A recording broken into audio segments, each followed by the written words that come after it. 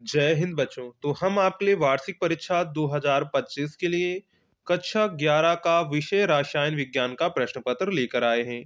अगर आप कक्षा 11 के छात्र हैं और वार्षिक परीक्षा 2025 एग्जाम देने जा रहे हैं तो ये प्रश्न पत्र आपकी परीक्षा के लिए very very important question paper है। तो इस क्वेश्चन पेपर को आप पूरा एंड तक देखिएगा। अगर आपको वीडियो पसंद आती है तो वीडियो को लाइक करिएगा, चैनल को सब्सक्राइब जरूर कर लीजिएगा, साथ में अपने दोस्तों में ज़्यादा से ज़्यादा वीडियो को शेयर करिएगा। साथ में हमने आपके लिए पीडीएफ के लिए व्हाट्सएप ग्रुप और टेलीग्राम ग्रुप बनाया हुआ है, लिंक आपको डिस्क्रिप्शन में मिल जाएगी, तो उसे आप जरूर ज्वाइन कर लीजिएगा। तो चलिए हम एक एक करके पूरे प्रश्न पत्र को देखते हैं और समझते हैं किस टाइप के प्रश्न हमारे एग्जाम में यानी कि ईयरली एग्जाम में आएंगे। ठीक है, तो टोटल आपको जो है पेपर आपका जो टोटल 70 नंबर का होता है। ठीक है, और 3.5 घंटे आपको जो है 3.25 घंटे मतलब कि 3 घंटे 15 घंटे का टाइम दिया जाता है। ठीक है, तो यहाँ पर कुछ आपको निर्देश दे दिए जाते हैं तो उनको आप पढ़ लीजिएगा। हम लोग सीधे जो है बहुविकल्पीय प्रश्न पर चलते हैं। तो निम्नलिखित प्रश्नों में सही विकल्प का चयन कीजिए। पहला प्रश्न यहाँ पर आपको दिया गया है, आवोगाद्रो संख्या अणुओं की वह संख्या है जो उपस्थित रहती है एनटीपी पर 22.4 लीटर गैस में, किसी पदार्थ के 1 मोल में, पदार्थ के 1 ग्राम अणुभार में, इन सभी में। तो यहाँ पर राइट आंसर हो जाएगा इन सभी में। क्या हो जाएगा? ऑप्शन नंबर यहाँ पर आपका फोर्थ वाला करेक्ट हो जाएगा, इन सभी में। यानी कि आवोगाद्रो जो संख्या है अणुओं की वह संख्या होती है जो उपस्थित रहती है एनटीपी पर 22.4 लीटर गैस में, किसी पदार्थ के 1 मोल में, पदार्थ के 1 ग्राम अणु भार में। तो तीनों में उपस्थित रहती है। तो राइट आंसर हो जाएगा इन सभी में, ऑप्शन नंबर 4। इसके बाद नेक्स्ट है, मैग्नीज की अधिकतम ऑक्सीकरण अवस्था है, यानी कि K2MnO4 में होगी, MnO2 में होगी, KMnO4 में होगी, और इसके बाद है Mn2O3 में होगी। तो यहाँ पर राइट आंसर क्या हो जाएगा? तो राइट आंसर हो जाएगा KMnO4 में होगी। ठीक है, यानी कि ऑप्शन नंबर यहाँ पर आपका क्या करेक्ट हो जाएगा? तो ऑप्शन नंबर यहाँ पर आपका थर्ड वाला करेक्ट हो जाएगा।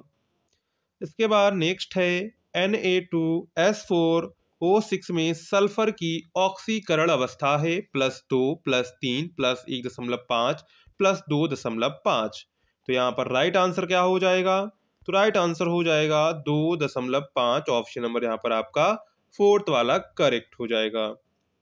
इसके बाद नेक्स्ट है, IF7 संरचना है चतुष्फलकीय, त्रिकोणीय, द्विपिरामिडल, अष्टफलकीय, पंचकोणीय, द्विपिरामिडल।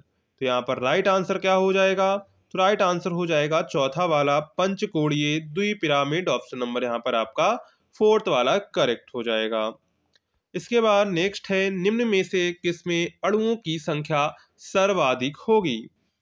तो 44 ग्राम CO2, 8 ग्राम H2, 8 ग्राम O3, 64 ग्राम SO2।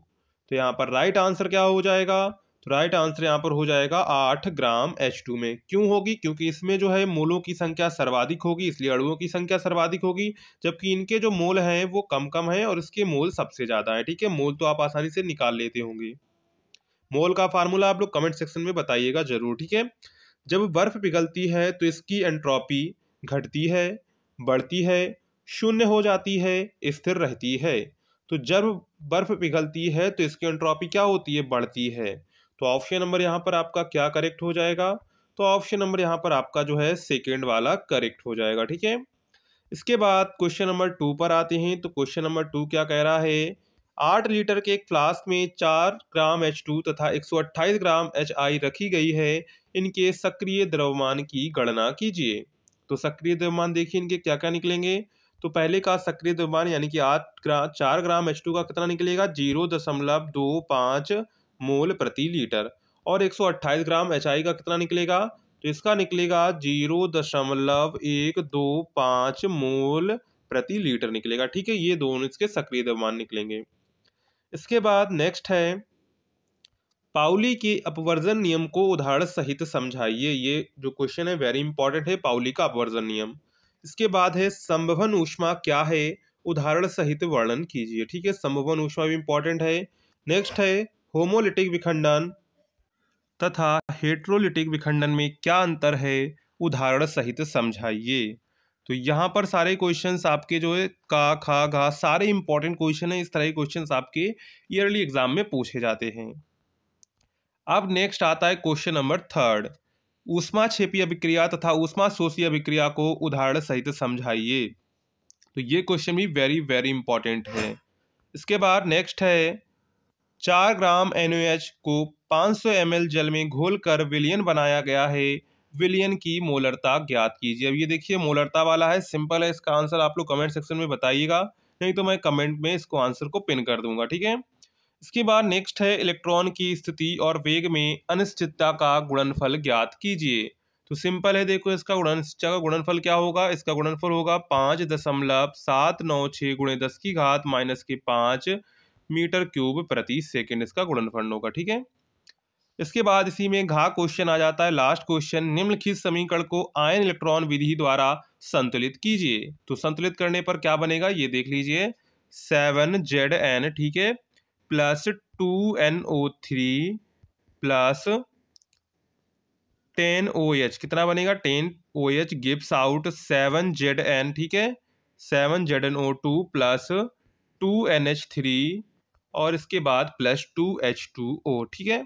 ये इसका जो है संतुलित समीकरण बनेगा। इसके बाद आता है क्वेश्चन नंबर 4 का SN1 तथा SN2 अभिक्रिया को उदाहरण सहित स्पष्ट कीजिए। तो SN1 और SN2 अभिक्रिया वेरी इंपॉर्टेंट है, इसको आप अच्छे से याद कर लीजिएगा।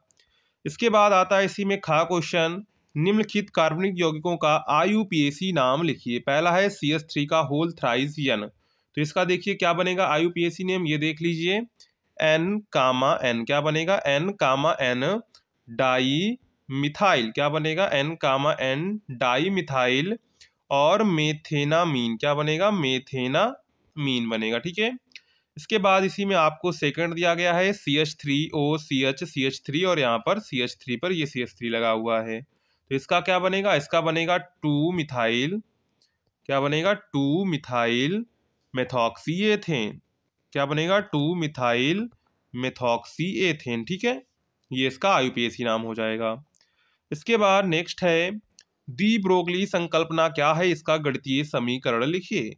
तो डी ब्रोगली संकल्पना इज वेरी इंपॉर्टेंट, इसको आप अच्छे से याद कर लीजिएगा, ठीक है। इसके बाद इसी में आपको घा क्वेश्चन दिया गया है, 1000 ml विलयन में HCl के 3.65 ग्राम घुले हैं, इस विलयन का pH ज्ञात कीजिए। तो इस विलयन का जो pH आएगा वो आएगा 5.11, कितना आएगा इस टाइप का आएगा, ठीक है। इसके बाद इसी में आपका प्रश्न नंबर 5वें में का क्वेश्चन है, एक यौगिक का भारात्मक संगठन इस प्रकार है, Cu बराबर 25.646%, सल्फर बराबर 12.82%, ऑक्सीजन बराबर 25.65%, H2O बराबर 36.07%। यौगिक का अणुसूत्र ज्ञात कीजिए, ठीक है। यौगिक का अणुसूत्र आपसे यहाँ पर पूछा गया है, तो इसको जो हम लोग भारात्मक अनुपात से यौगिक का अणुसूत्र निकालेंगे तो क्या आएगा, तो ये अणुसूत्र आएगा CuSO4.5H2O, ठीक है, ये आएगा। इसके बाद इसी में खा क्वेश्चन आ जाता है, बोर का परमाणु मॉडल क्या है, इसकी कमियों का उल्लेख। देखिए बोर का जो परमाणु मॉडल है इज वेरी इंपॉर्टेंट, इसको आप अच्छे से याद कर लीजिएगा, ज्यादातर ये एग्जाम में आपसे पूछा जाता है, ठीक है। इसके बाद है निम्नलिखित पर संक्षिप्त टिप्पणी लिखिए।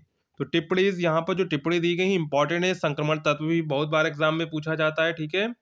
और इसके बाद विकर्ण संबंध भी पूछा जाता है, हेज का नियम भी पूछा जाता है, मुक्त मूलक भी पूछा जाता है।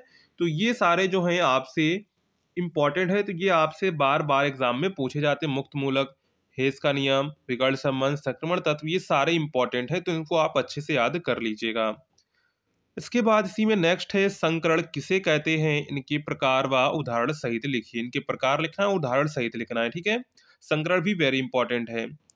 इसके बाद इसी में आपका छठा क्वेश्चन आ जाता है का मेथेन, ग्रेफाइट तथा डाईहाइड्रोजन के लिए 298 केल्विन दहन एंथैल्पी के मान क्रमशः -890.3, -395.5 तथा -285.8 हैं। CH4 की विरचन की एंथैल्पी क्या होगी।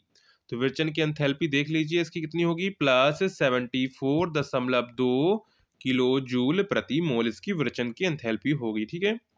इसके बाद इसी में आपका खा क्वेश्चन है, क्वांटम संख्या क्या है, यह कितने प्रकार की होती है, प्रत्येक क्वांटम संख्या के नाम उनकी संभावित मान के साथ लिखिए, ठीक है। इसके बाद आता है क्वेश्चन नंबर 7। क्वेश्चन नंबर 7 में जितनी रिएक्शंस दी गई is very important, in reactions को आप अच्छे से याद कर लीजिएगा। क्या होता है जब केवल रासायनिक समीकरण आपको लिखना है, ठीक है। पहला है एसिटिलीन की अभिक्रिया AsCl3 से कराई जाती है। दूसरा है मेथिल आयोडाइड को जिंक चूड़ के साथ गर्म करते हैं। थर्ड है कैल्शियम कार्बाइड की क्रिया जल से कराने पर प्राप्त होता है। बेंजीन की अभिक्रिया प्रकाश की उपस्थिति में Cl2 से होती है। फिनॉल को जिंक चूड़ के साथ गर्म किया जाता है। तो ये यहाँ पर आपको 5 रिएक्शंस दिए जाती हैं। इन 5 रिएक्शंस को अगर आपको देखना है तो आप hindustanknowledge.com पर विजिट कर सकते हैं। वहां पर इस पेपर का जो है पूरा सोल्यूशन आपको वहां पर भी मिल जाएगा, ठीक है।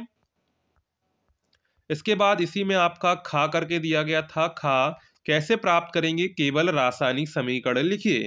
पहला है एसिटिलीन से बेंजीन कैसे प्राप्त करेंगे, इसका सिर्फ आपको क्या करना है, रिएक्शन लिखनी है। बुटुस अभिक्रिया द्वारा प्रोपेन, प्रोपीन से 1 ब्रोमोप्रोपेन, बेंजीन से TNV और एथिल ब्रोमाइड से एथिलीन। ये कैसे प्राप्त करेंगे, इनके सिर्फ आपको क्या करने हैं, रासायनिक समीकरण यानी कि सिर्फ केमिकल इक्वेशन लिखनी है। अथवा में अगर आपको खा में ऊपर वाला नहीं करना है तो आप नीचे वाला कर सकते हैं, निम्नलिखित पर संक्षिप्त टिप्पणी लिखिए। तो ये रिएक्शंस जो हैं वेरी इंपॉर्टेंट रिएक्शन है, इनको आप अच्छे से याद कर लीजिए अगर आपको एग्जाम अच्छे से पास करना है। पहली है फ्रैंकलैंड अभिक्रिया, बिहाइड्रोजनीकरण, मार्कोनिकॉफ, वुर्ट्ज अभिक्रिया, इटार्ड अभिक्रिया।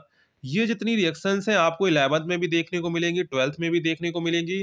तो इन रिएक्शंस जो नेमी रिएक्शंस होती हैं उनको आपको अच्छे से याद कर लेना है, क्योंकि ये आपकी 5 नंबर की पक्की है। क्या है, 5 नंबर की पक्की। इनकी आपको रिएक्शंस भी अच्छे से याद होनी चाहिए और इनकी क्रियाविधि भी याद होनी चाहिए। कभी कभी जो है अलग से भी पूछ लेता है, ठीक है। तो आप इसको जो है अच्छे से इन रिएक्शंस को प्रॉपर अच्छे से याद कर लीजिएगा, ठीक है। तो इस तरह आपका जो क्लास 11 का केमिस्ट्री का एनुअल एग्जाम का क्वेश्चन पेपर हो जाता है। ये पूरा क्वेश्चन पेपर है। अगर आपको वीडियो पसंद आई हो, आपको लगा हो कुछ इस चैनल से मुझको मिला हुआ है, तो आप चैनल को सब्सक्राइब जरूर करिएगा और अपने दोस्तों में ज़्यादा से ज़्यादा वीडियो को शेयर करिएगा। मिलते हैं नेक्स्ट वीडियो में, तब तक के लिए जय हिंद बच्चों।